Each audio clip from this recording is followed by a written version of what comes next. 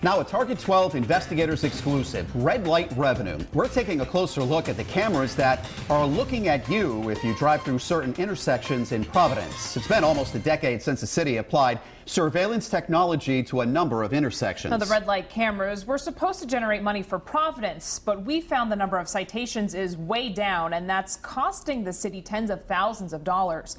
Target 12 investigator Walt Buteau crunched the numbers, and he is here now with what he's found. Target 12 reviewed data from the past 5 years, and we discovered not only that red ink, but also which intersections nabbed the most red light runners.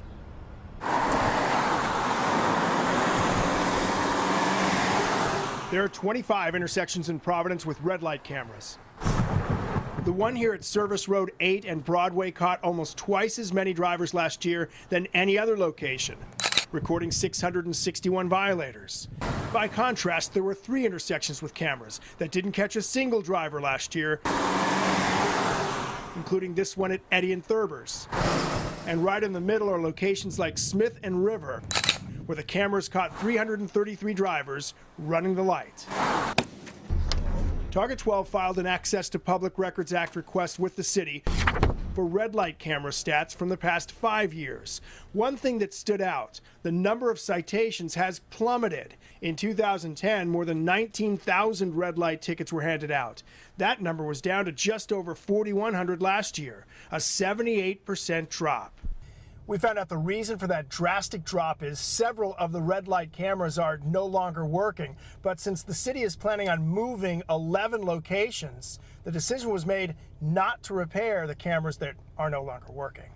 When the General Assembly passed the red light camera law in 2005, the state's traffic tribunal was given an annual percentage of the money that would be collected from the citations. Displayed to the public. And the mayor at the time, David Cicilline, made this sales pitch to us about the cameras. The great part of it is it raises substantial revenues. It's projected to raise almost $2 million in revenue. But we found those offline red light cameras led to a lot of red ink in the city budget. In 2014, Providence took in just over $308,000 in fines, but paid out about $182,000 to the company that maintains the system, and about $289,000 was paid to the state traffic tribunal. So the city lost about $162,000, despite issuing more than 4,100 citations. The loss of money from the cameras is not a new problem. According to this 2013 letter to the city from the ACLU, the Municipal Finance Review Panel reported there may be no net revenue that accrues to the city after the vendor and state are paid. All that red ink prompted the city to go back to Smith Hill to cut the state out of the red light revenue stream. The law was changed, and we're told the state waived more than $2.2 million in payments dating back to 2008.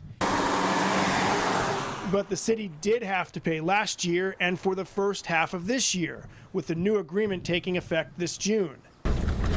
Even without the state's cut, when you crunch the numbers from the past 5 years, the city's portion is less than half of the amount collected from the citations.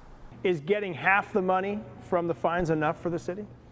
Look, it's got to sustain the system, and as I said, it's about traffic safety.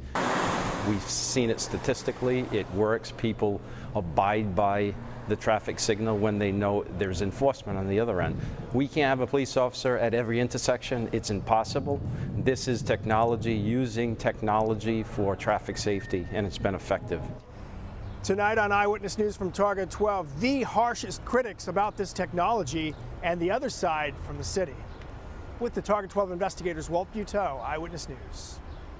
This investigation isn't over yet. Later tonight, we uncover some big changes on the way for the red light camera system and why it's still controversial a decade later. Red light revenue continues tonight on Eyewitness News at 11. And want to know which red light camera is most likely to give you a ticket? Well, head to our website. We've got a complete breakdown of each and every camera over the last 5 years. You'll also see where the money from all those tickets went. It's on our website, WPRI.com.